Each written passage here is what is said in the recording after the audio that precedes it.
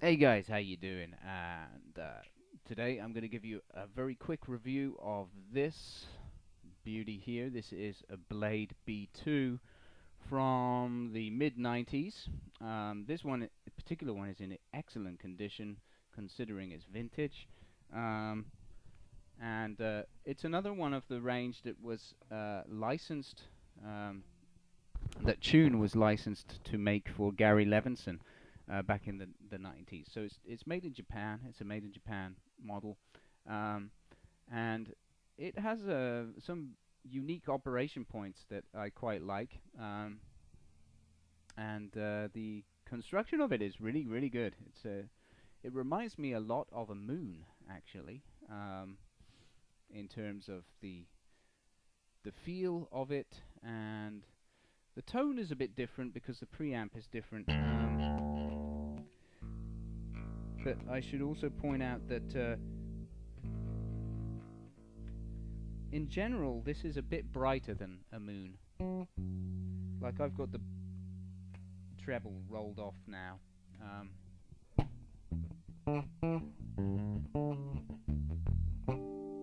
And that's about as bassy as it gets. I can boost that.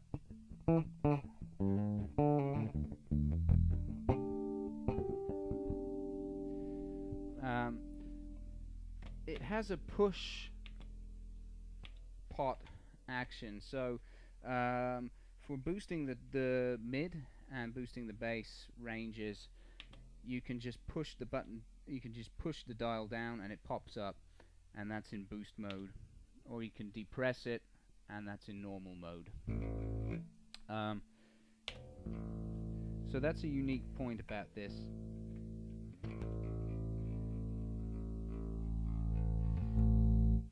What you got here is pickup balance and main volume for these dials here. Pickup balance and main volume, mid and treble sweep. There's no notch on that. Bass,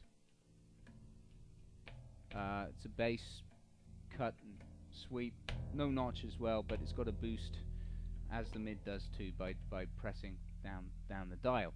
So that's what you get.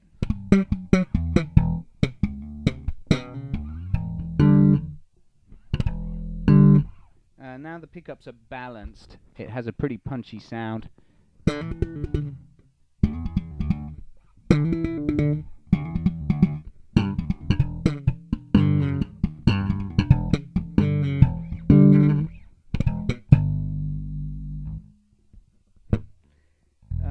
That's just balanced with the actually the mid is cut. If I turn the mid up, actually it's obviously mid and treble sweep. That is very bright. Put it midway.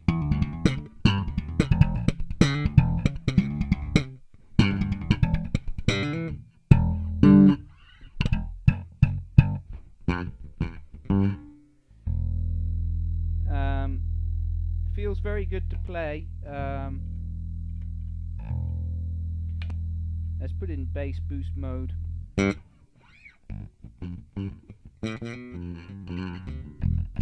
Got to work a little bit on setting up the action on this. It's very low at the moment.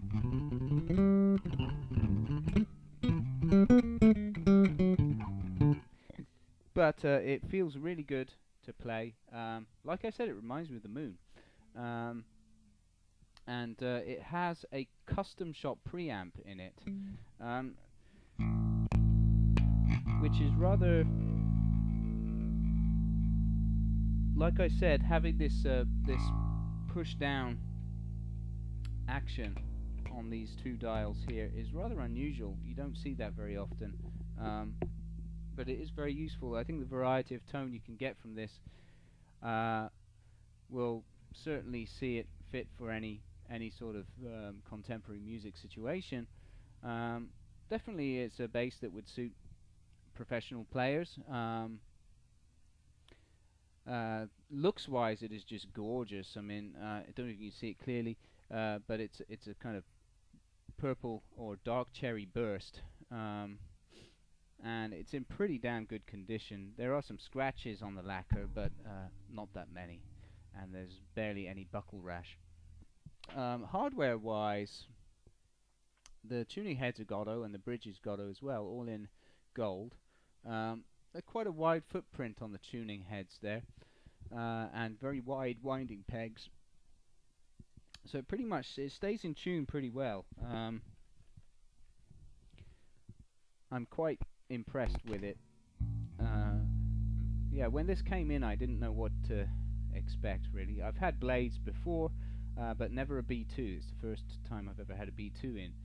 I've had B3s and B4s in before, but this one is actually a little more, maybe a little more versatile in tonal range. One thing that is unusual about this model is that the G string seems to be slightly set in slightly further on the fretboard than normal. I actually quite like that because I find if the G string is set too close to the edge, it's easy to kind of fall off the fretboard like this. But this is, it's set inside a little bit more, maybe just a fraction, maybe a millimeter or so.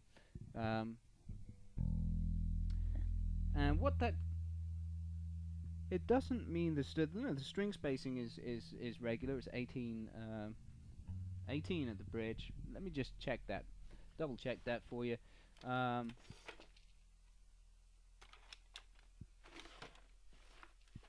Just get the measure on that. Yeah, we're looking at the bridge now.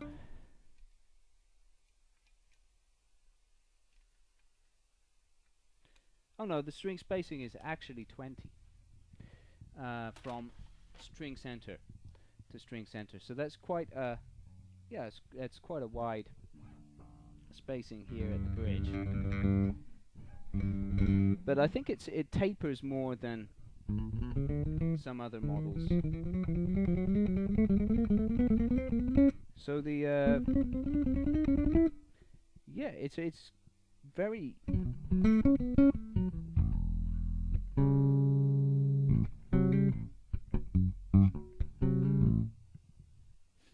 very comfortable to play. That's one thing I really like about it. And the materials construction, you've got nice high quality ash, which has beautiful, actually has some beautiful figuring in this one, and that's a two-piece body. You've got a solid one-piece maple neck topped with I think this is Indian rosewood. It's a nice dark rosewood which is inlaid with bone dots, and then you've got an ebony nut up there, which is rather beautiful.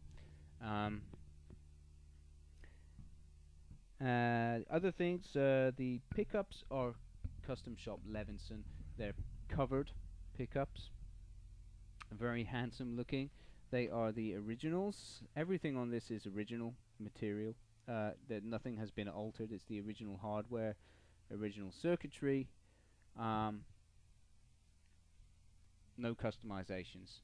And if you look on the back here, you've got a couple of holes and small plus driver head access points where you can attenuate the frequency response for your mid and bass EQs, mid treble and bass EQ pods. So that's really good. I should mess with that actually, because at the moment I find this bass is a little bit bright. So I guess I can attenuate that and make it suit my taste.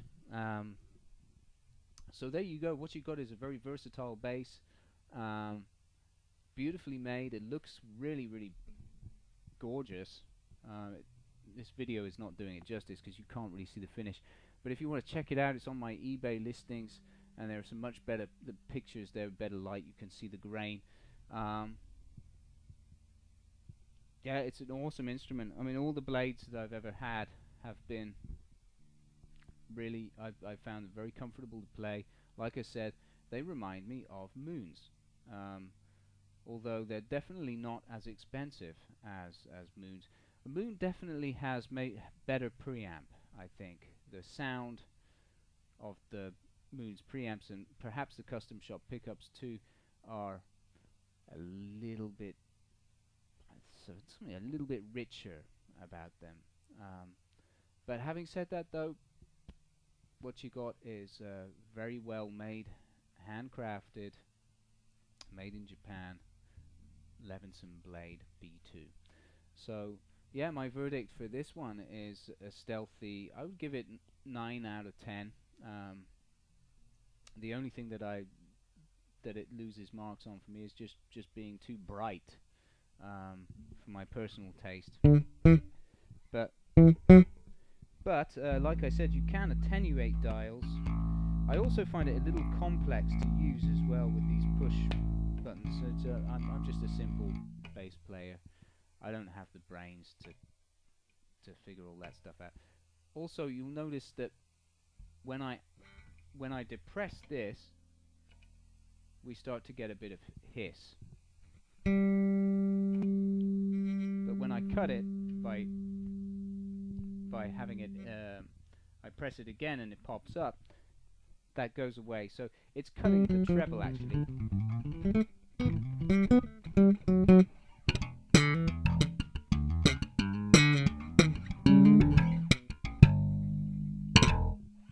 So I mean, little bit of circuit noise there when the treble is boosted, but that's no different to what you get with most basses anyway. You know, I've played ESPs which have been noisier than this. So I think for this it's a matter of getting used to the operation of it that is the most difficult thing, and why I give it 9 out of 10 rather than 10 out of 10. And from a cost point, this is going for $900 on eBay. I don't think you're going to find one in this kind of condition for that sort of price. So if you're interested, go check it out. You can also check it out on my direct on my website, and that's fine. You know, ideal in backers basses too. As you can see back here, I got 3 of these gorgeous backers basses in the back there. If you have any questions about any of these instruments, just give me a holler. I'd be happy to help. Alright, thanks a lot for watching, and you've been checking out the Blade B2 from about 1995. Alright, see ya.